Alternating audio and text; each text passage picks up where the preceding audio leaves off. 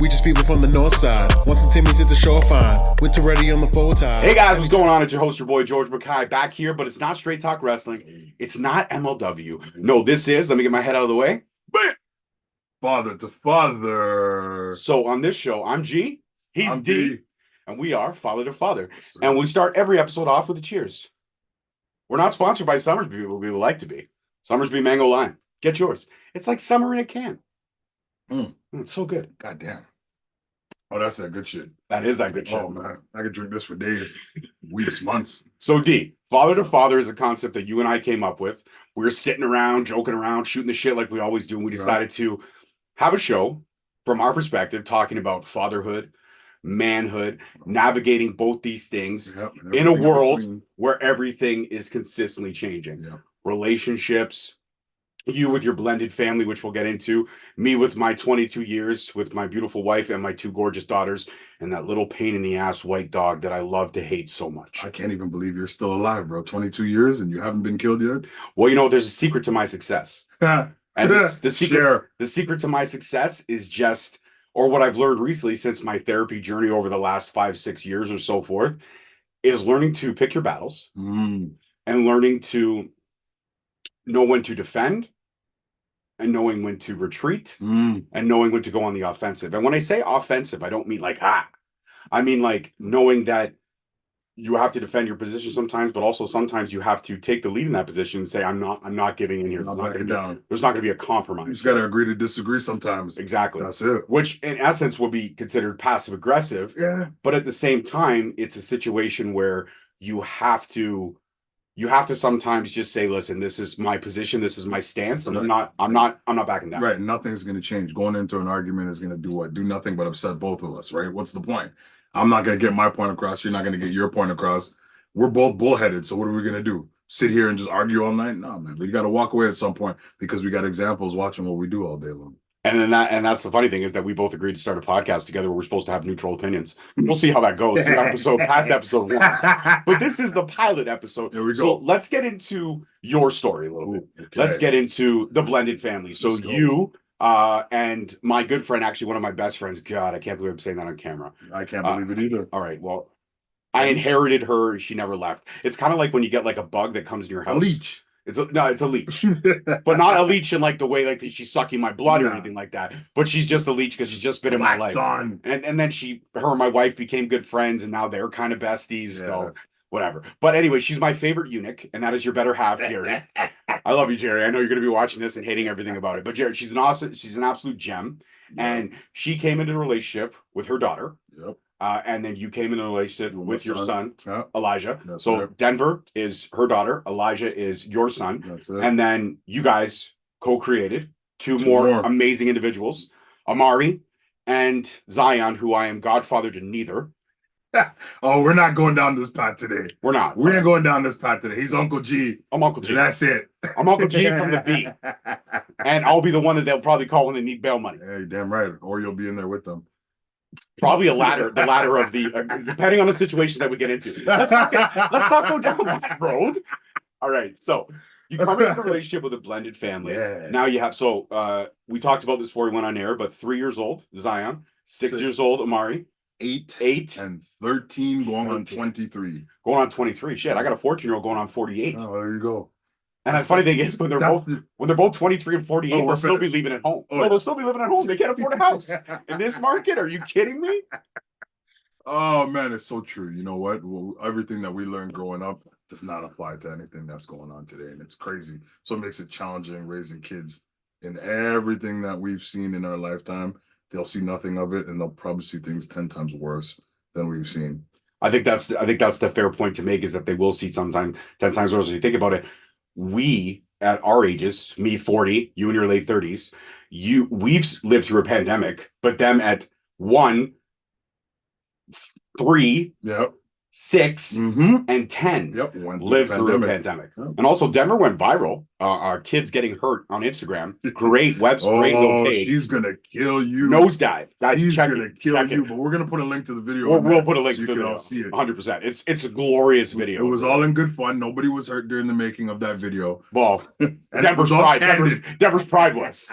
Denver's pride was. And it's one of the 7 sins. So really, we helped her to overcome a sin. If you really think about it. Oh yeah. But let's talk about the challenges of being a father in a blended family. So you come in with only having experience to a son, and now you're raising a tween going into far away from the teenage years, but a tween going into the teenage years. Before you know it, 5 years went by like that, and now you've got a 13-year-old. Yeah, she's an adult, making her own decisions, wearing sweat shirts in the summer in like 80-degree heat. I don't know how she does it, but she does, and she doesn't sweat. So good for her. Yeah, she takes my hoodies all the time, and I'm just like, "What are you doing? It's summer outside. Why?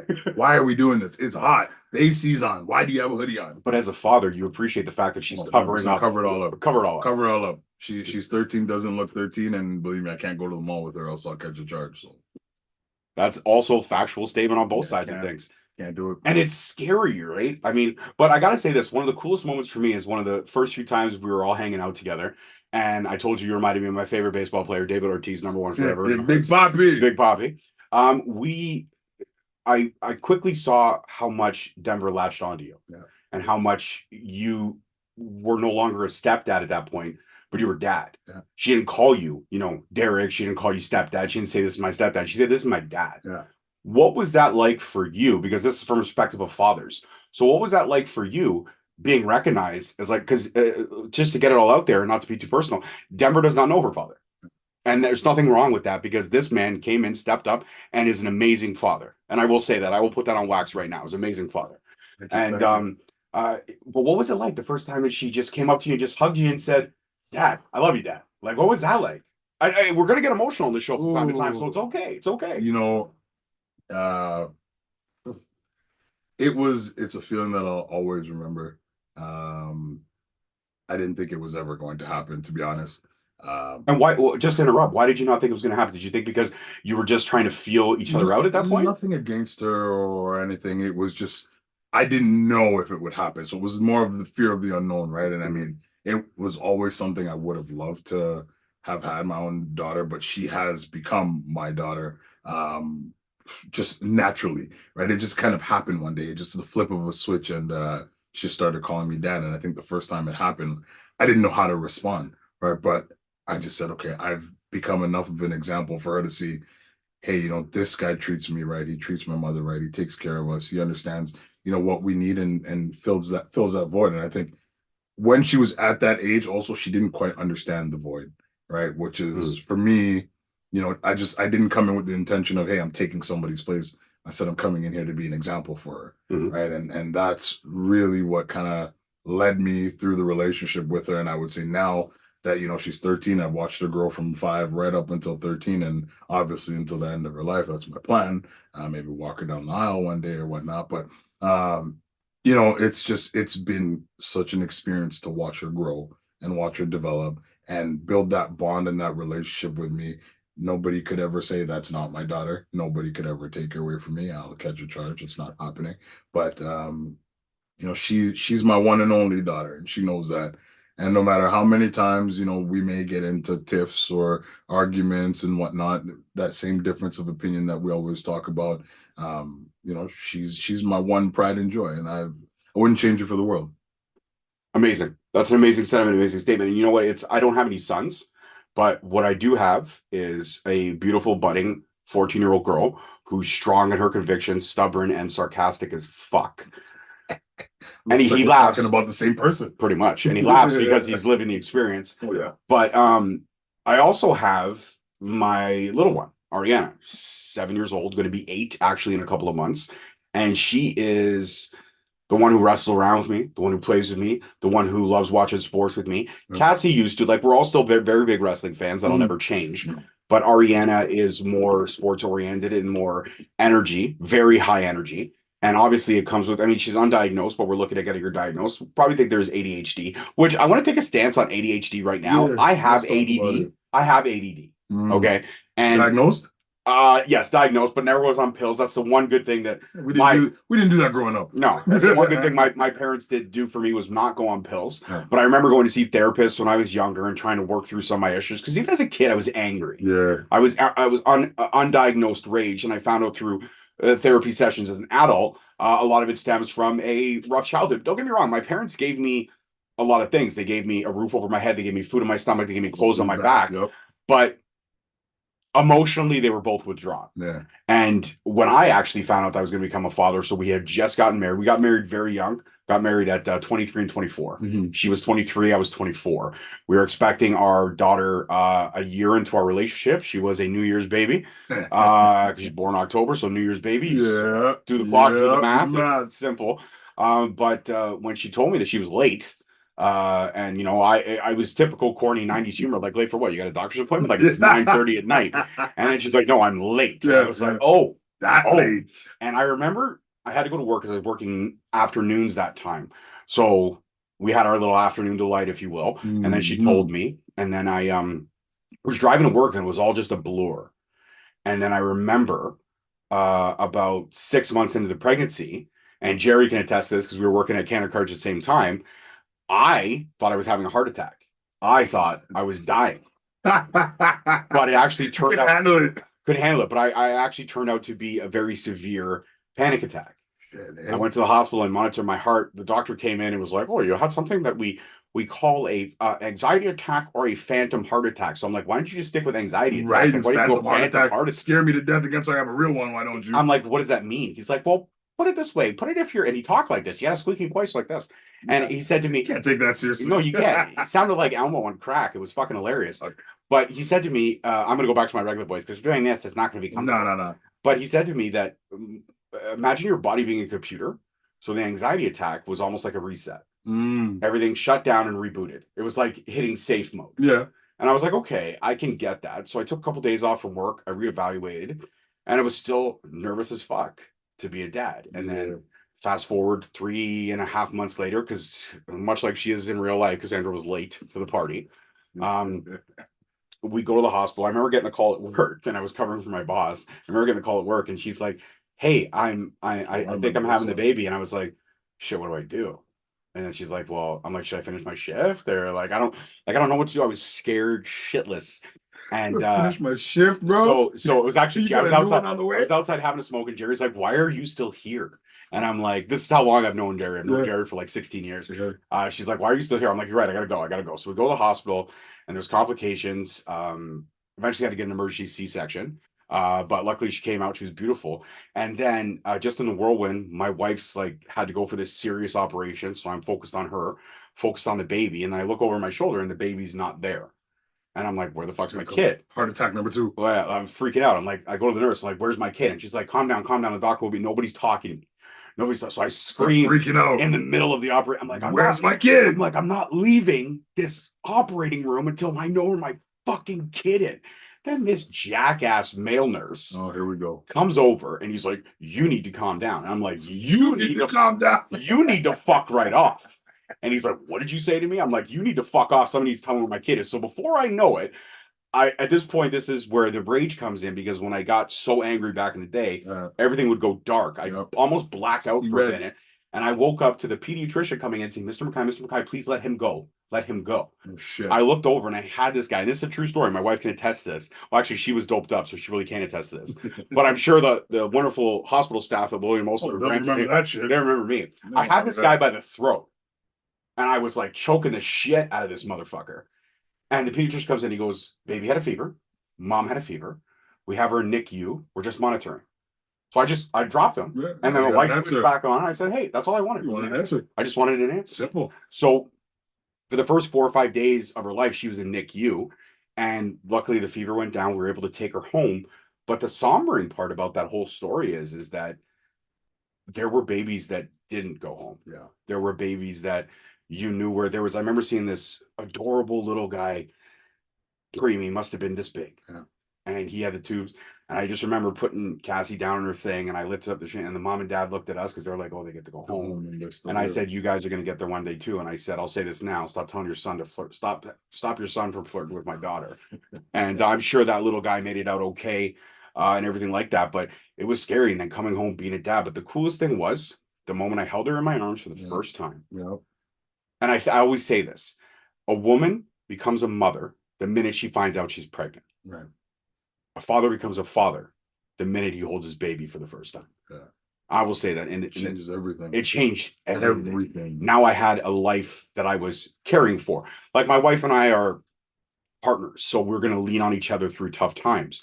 But you have this little life that you're responsible for. And Yep. even as they become an adult and they start their own families and they make their own decisions, it never changes. You don't Yeah. waver from not wanting Never. to have that.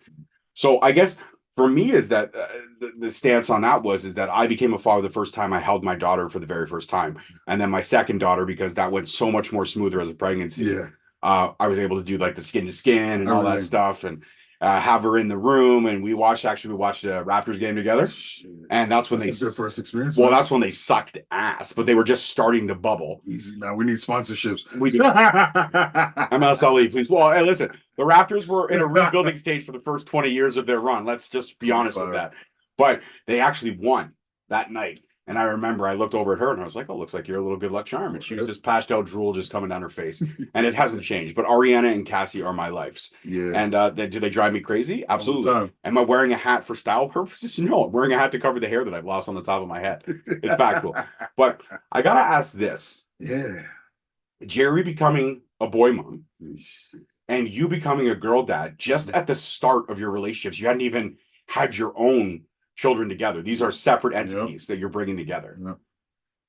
What was that like for you guys? I mean, I think I already asked this question, but inheriting a daughter and her inheriting a son right off the bat must have been, did you, at some points, can I ask this? At some points in your relationship, were you like, I don't know if I'm cut out for this? Before you found out Amari was coming, were you like, is this something I could see in the long haul? Like, is this someone I want to be a stepmom to my son as much as I want to be that father figure to her daughter? Yeah. You know what?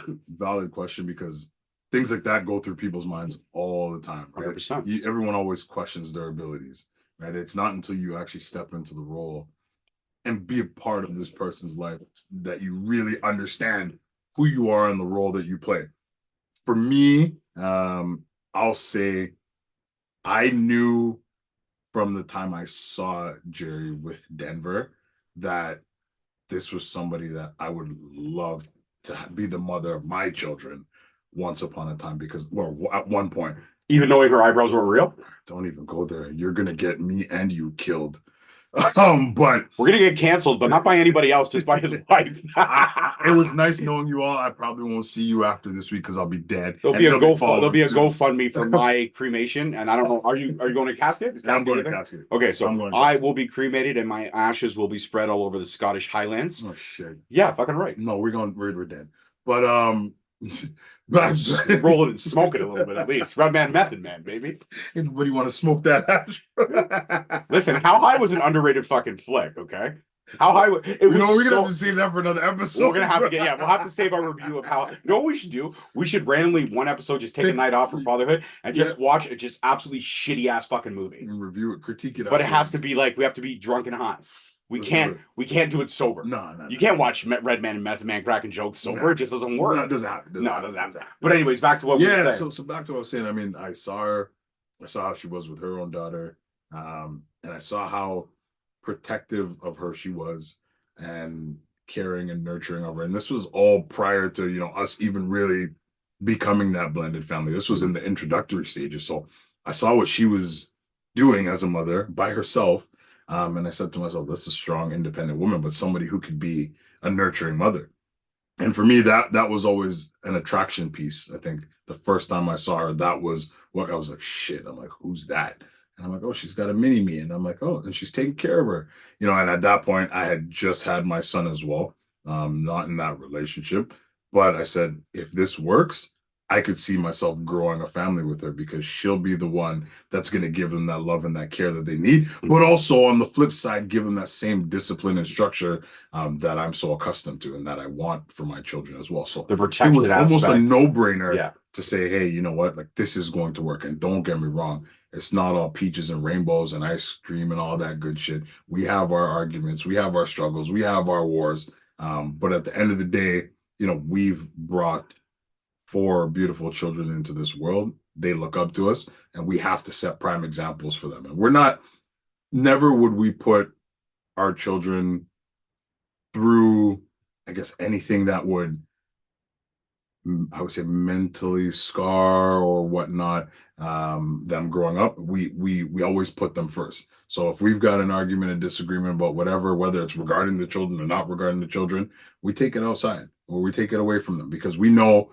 we've got to raise these children. We've got all types of outside influences that can make shit terrible for them, and we can't contribute to that. So I mean, I think for our relationship, knowing that we're both kind of on that same page, it helps us get through things much better than most would, right? So I'll say, that whole blended family aspect thing, once we kind of brought the kids together, and had them all in the same room, or the 2 of them in the same room, and ourselves, we started doing things as a family. You would never know from the outside looking at us that we were a blended family, because it was just how we interacted with each other, the love that we had for one another and whatnot, and I think that comes from both of our backgrounds and how we grew up. We brought a little bit of everything into it, and we walked around with 2 children that people would never know came from 2 different families, and made it work.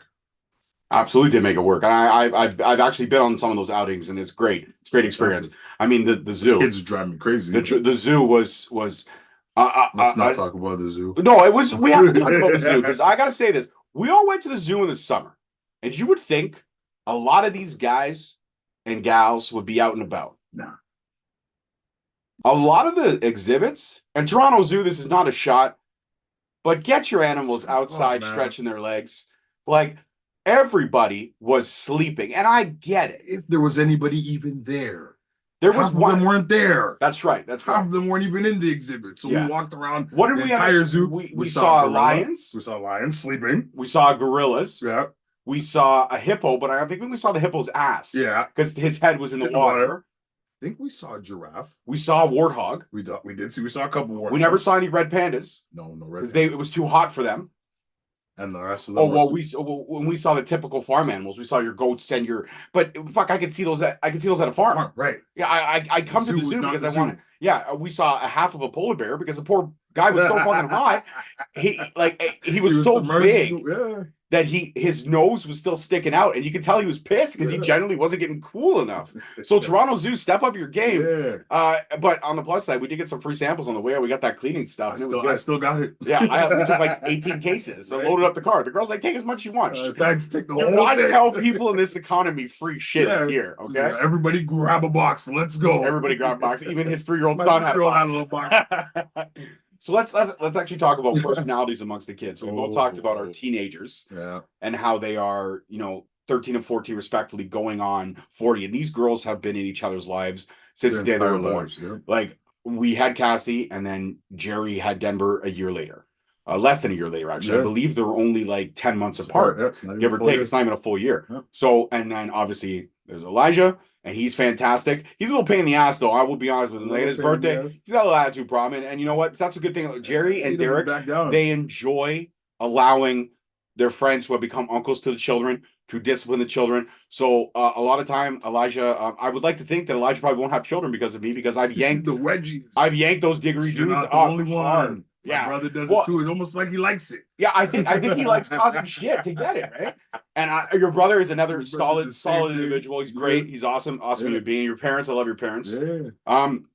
And then Jerry's parents are also, Jerry's mom and her stepdad. Yeah. Great all around support system that you guys have there. But I mean, and then you've got Amari, who is much like Ariana. And I feel like this is the bouncing ball. The bouncing ball, but also very over emotional. Yes. And Ariana's got a double-edged sword. She's got second child syndrome, but she's also the baby in the family. Yeah, but Amari's the same. Amari's the same. But Amari is middle child, I guess, if you want to put Elijah and Amari in that same bracket. Yeah. And then you have Denver as the oldest, and you have Zion as the baby boy. Well, he's not really bringing up the rear, because if you looked at Zion, you would think he was older than Amari. Yeah. Amari. Zion's brute. He's just brolic. Well, same size. As my friend Rob would say, when it comes to wrestlers that are big boys like that, he's just dense. Yeah, he's got density. Very dense. you pick him up and you pick up Amari. You're like, which one of you two's been eating all the food? You know But it. but Automatically. Amari had some difficulties, right? Yeah, He had some that was issues tough. with food, right? That was tough. You know, he was born with a condition called pyloric stenosis. So for the first 27 days of his life, he could not digest any food. And I remember I have this memory, vivid memory from the hospital. And you know, we wouldn't have thought anything different of it, maybe other than the fact that I was lifting him up after he had eaten. But you know, for those of you who know me, I come from African descent. So my family is from Ghana, West Africa, and a movie that's always resonated with me has been Lion King. So if you remember the opening scene where Simba is being introduced, I decided it would be a good idea to do that to my brand new baby boy. Unbeknownst to me, he had this condition and had just finished feeding. And guess what? I ate a mouthful of his undigested formula. So that was the beginning of it, and it didn't end there. You know, we went seeing doctors here, It's still there, everywhere. warm. I don't want to relive that moment. But you know, that was kind of okay. Yeah, it's normal. There's no issues with it. But you know, as time progressed, we're talking days, weeks. You know, where he would feed and automatically projectile vomit. I'm talking within minutes. Like The Exorcist, Yeah, like just profuse. all over. The whole feeding was out. And we had no idea what it was. We thought it could have been, you know, lactose intolerance. So we took him to a doctor. They said, okay, try soy. Try the soy, same thing. Try this, try that, try this, try that. Nobody in their right mind, no doctor could seem to figure it out. And one day we just said, fuck it, enough's enough. We're going to sick kids. So this is 26 days of his life now. You know, hasn't been able to hold anything down. He's lost weight at this point, you know, being a newborn. Those first couple of weeks are the most critical moments of time to start your growth. And you know, he's getting no nutrients, he's getting nothing. And we said enough's enough. Took him down to sick kids. And we're sitting in the waiting room, and lo and behold, we feed him, and boom, he puts on a show for everybody in the waiting room. And the nurse is just like, oh shit, we got a real fucking problem here. That's not normal. So finally we get the attention we need. They start doing x-rays and whatnot, and you know, the poking and the prodding, and come back and say, yeah, you know what, we need to operate. So essentially, for those who don't know, pyloric stenosis is a tightening of the muscle right before the stomach, and his was pretty much clamped shut where it should be, you know, about a loony size to be able to let food through and digest properly. So because he wasn't able to get it into his stomach, it was forced right back out. So they told us, hey, we're gonna have to operate on him, and it definitely was scary. Yeah, definitely a scary moment to know that my 27-day-old infant needed to have an operation performed on him, and it wasn't easy. You know, they told us that we stayed at the hospital overnight, said that he'd be going under the knife the next day, and that moment came, and I think, you know, that was probably one of the most crippling moments I've had as a parent. And what did you like? Sorry to interrupt, but what did you feel? Did you feel helpless? Broken? You felt like because helpless. You couldn't absolutely helpless. Him. I couldn't help him. There was nothing I could do for him. And I just said, this no 1-month-old baby should have to go through this. And I know people go through way, way, way worse. But you know, for me, you know, this is my third child, and not one of them has had to go through anything like this. So for me, I have no words, nothing. I can't describe the feeling that I felt. Everything in me just sunk and shut down. And the only thing I could hope for was that he would get in and get out and be okay. How long was the operation? Look, if I remember, you know how you said you black out when you get in a rage? Yeah. I went dizzy to the point I don't remember how much time had elapsed.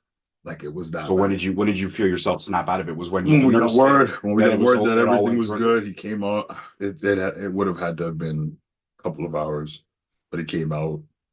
They brought him out, saw him. He looked fine. And then we just said, okay, here we go. Let's give it a shot. They kept us overnight. You know, they said, try and feed him. Let's see if he keeps it down. And he did. And, you know, at that point, I told myself, you know, this kid of mine is going to be a warrior. And that is exactly what the fuck this little kid has become. A goddamn warrior.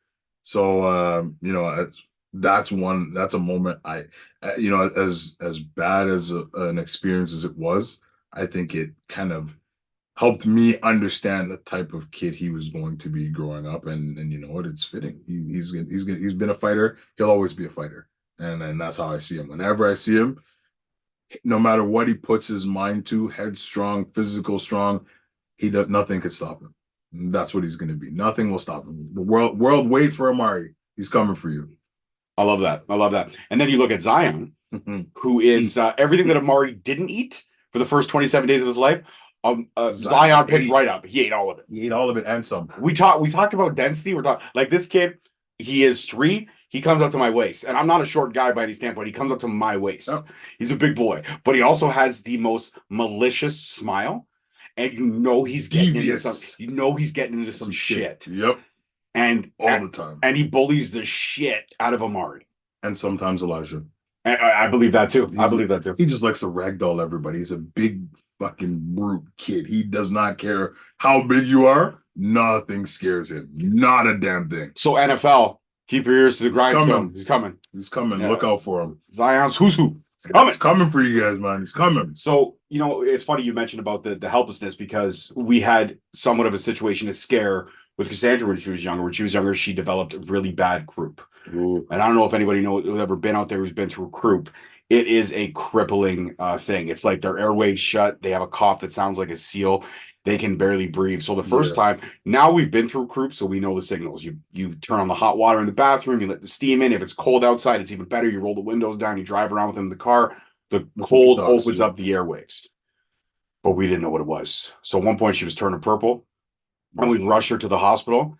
And Brampton, to their unfortunate task, they are overwhelmed here at the Brampton hospitals for the simple fact there's a lot of people that don't realize that a hospital is for emergencies only, not for a cough and a cold.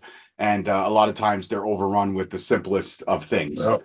But luckily enough, there was a nurse, a male nurse actually at the counter. We were waiting to get shingle. We're waiting in the triage. Well, no, this was a different nurse. I think that nurse was off that day, or maybe transferred hospitals. Why you got to go there? Why you got to bring it up? Hey, man, I'm just saying. That was so 30 minutes ago, man. But we, he saw her coughing, and he saw her like turning blue, and he had just let in a elderly person with a flu. So I bit my tongue on that one. I was like, okay. But then I saw a well-to-do young man who was predominantly healthy that came in, that was sniffling and coughing, and he let him in. And I walked over and I said, does my daughter have to collapse on the floor before you see her? And they looked over. He saw her literally turning purple and blue. They rushed her in. We got a room. They actually pulled the guy out of his room and put her in the room. So we're in there with the room. They tell us that they're going to check us in. And they gave us, at the time, now it's a liquid shot. It almost looks like a clear shot. Okay. And you just drink it, and it numbs everything and calms everything right down. But before, it used to be a mask with gas, and it used to be like a smoking kind of mask. So here's this 3-year-old. It's literally 3 a.m. We've been at the hospital now for 4 hours, and they tell her she's got to put this mask on. She is freaking, not having it. And so she's crying, but she can't cry because she can't get anything out. So luckily enough, they were able to, not so much sedate her, but my wife held her. I calmed her down. I sang her the song that I used to sing to her as a baby, and I don't have a singing voice, but it's My Eyes Adore You by the Four Seasons. Check it out. It's a great tune. Great tune. And she eventually drifted off to sleep. She got everything in. They checked her into the room. Mom stayed with her in the room. I went home to pack her favorite stuffed animals, get her toys, get 3 hours of sleep, then come back. And luckily enough, she was okay. And then we went back for croup a couple times, and then we were able to kind of get a refill on the prescription till thankfully she eventually grew out of it. Croup is almost like early stages of asthma, if you will, but it's not asthma. So luckily enough, she was able to grow out of it, and now you can't keep the mouth shut. It's frustrating, but you know what? I will say this, and I think we'll wrap up after this, but I think this was a great first episode. We talked a lot about our early days of fatherhood, and the next couple of episodes, we're going to peel back the onion even more. There's going to be some laughs. There's going to be some emotional moments. There absolutely will be. We're going to get into our histories as kids growing up and stuff like that. And you know what? Anybody that likes what we're doing here, please like, subscribe. It'll be on the Straight Talk Wrestling channel, promoting it on Straight Talk and our own socials. We talked about that beforehand. Derek's got to get more socially media inclined. Yeah, unfortunately, I'm not a social media guru, but well, now I'm a pseudo celebrity in my own mind, and you are now becoming a pseudo celebrity. But I will. My intro to fame. I will say this: fatherhood is not easy, and I think we'll end these. We'll end every episode off with an inspirational quote from one of us. I'll do this one. You do the next one. Fatherhood is not easy. Manhood is not easy. A lot of the time we're told to think and feel a certain way because we can't break down walls. We can't break down emotion. We can't be honest with ourselves. We can't look in the mirror and say, I'm not okay. Yeah. Even though men's mental health is very open, I've had my struggles. I'll be honest right now. Listen, I'll let everybody know who may not know. 2 years ago, I was suicidal. I was ready to close my eyes, go to sleep forever, leave everything behind. And what a grave mistake I would have been for me, because I would have missed out on my children. And that's something I think about every day. And I think about how dark, in a dark place I was, but I rose above it and I got the help that I needed. But being a father is not easy. No. Being a man in this world nowadays is not easy. But the one thing that does keep me centered is my family. My kids know the struggles that I've had. I'm very open and honest with them and the challenges that I faced as a human being. And they're opening. And I have a great wife who, like I said, we're not peaches and cream either. We have a great relationship, but 10 years ago, she was ready to leave me because I was so angry. And I needed to make the realization on my own to get the help that I got. And am I perfect now? No.